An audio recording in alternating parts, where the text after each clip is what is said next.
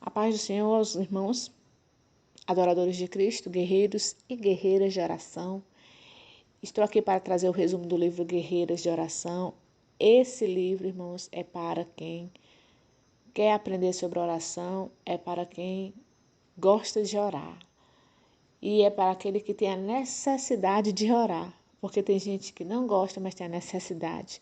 Não é porque a pessoa não goste, é porque é uma batalha espiritual a oração. Porque a carne não quer orar, mas o espírito quer. Então existe esse confronto. Então eu vou falar hoje para os irmãos que o inimigo quer que o pecado reine em nossa vida.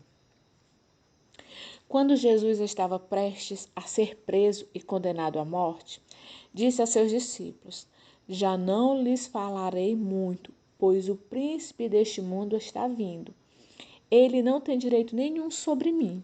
Está escrito lá em João, capítulo 14 e o versículo 30. Satanás não tinha direito nenhum sobre Jesus, porque Jesus não tinha pecados. Isso significa que o inimigo pode ter direito sobre nós se lhe dermos lugar em nossa mente, coração, atitude ou vontade.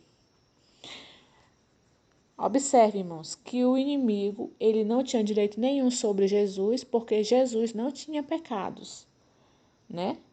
Mas se nós, dermos lugar em nossa mente, coração e atitude para o inimigo entrar, aí, irmãos, nós estamos dando direito a ele de fazer o que quiser na nossa vida. E isso nós não podemos fazer, né? Temos que estar todo o tempo vigiando. Porque se nós fizermos concessões quanto a andar nos caminhos de Deus, o inimigo poderá ganhar espaço em nossa vida. Satanás não pode nos possuir, porque o Espírito Santo habita em nós e ele nos possui, mas pode fazer com que nos desviemos do caminho que Deus nos preparou. Ele pode retardar as bênçãos que o Senhor tem para nós, enquanto não cairmos na real e nos voltarmos para o Senhor. Não se alinhe ao inimigo ao abrigar algum tipo de pecado em sua vida. Se nós, cometemos algum pecado e sabemos que não vai agradar a Deus e que estamos dando uma brecha para o inimigo, irmãos, a melhor coisa é confessar ao Senhor, pedir perdão e tapar essa brecha, para o inimigo não encontrar espaço, né? Ao prever sua morte na cruz, Jesus disse: Chegou a hora de ser julgado este mundo. Agora será expulso o príncipe deste mundo. Mas eu, quando for levantado da terra, atrairei todos a mim.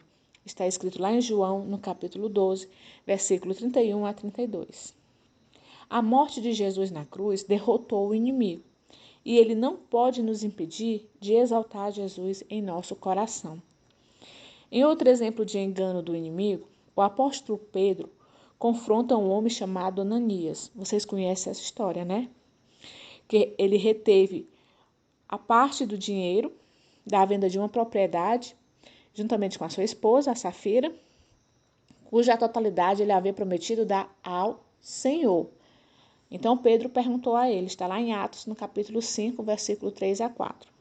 Ananias, como você permitiu que Satanás enchesse o seu coração a ponto de você mentir ao Espírito Santo e guardar para si uma parte do dinheiro que recebeu pela propriedade? Ela não lhe pertencia? E depois de vendido o dinheiro não estava em seu poder? O que o levou a pensar em fazer tal coisa? Você não mentiu aos homens, mas sim a Deus. Satanás ali, ele inseriu o engano no coração de Ananias e ele pecou ao mentir para os apóstolos e, portanto, para Deus. O resultado foi a morte repentina de Ananias e em seguida da sua esposa. Os irmãos lendo a palavra do Senhor lá em Atos, no capítulo 5, você entende essa história. O que parece ser um pecado pequeno é suficiente para desencadear enormes consequências. Então, não tem pecadinho nem pecadão. Tudo é pecado. Ah, meu pecado é pouquinho. Não, é pecado, é pecado. Afrontou ao Senhor, deu lugar ao inimigo? É pecado. Confessar o pecado é a melhor forma de nós fecharmos todas as brechas para o inimigo não entrar e fazer reboliços na família, no trabalho, na vida sentimental, no casamento, né, em todas as áreas. Então, fechando todas as brechas, amém? Porque é isso que acontece quando nós abrigamos um pecado minúsculo, por menor que seja em nossa vida, a morte. Hoje não há tão a física, mas a espiritual, né? Porque, na verdade, irmãos, eu não acredito, e você também deve imaginar, que Deus considera algum pecado minúsculo. Como eu falei, pecado é pecado. Basta permitir que o inimigo ganhe uma abertura em nosso coração por meio do pecado e ele se insere em nossa vida. Uma brechinha, uma abertura que ele encontra, ele vai logo entrando. Ele não pede licença, ele entra mesmo.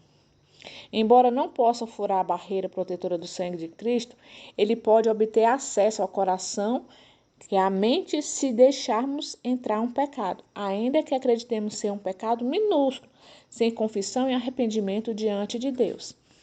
Então, como eu volto a falar, como eu falei, pecou, pede perdão ao Senhor, tá?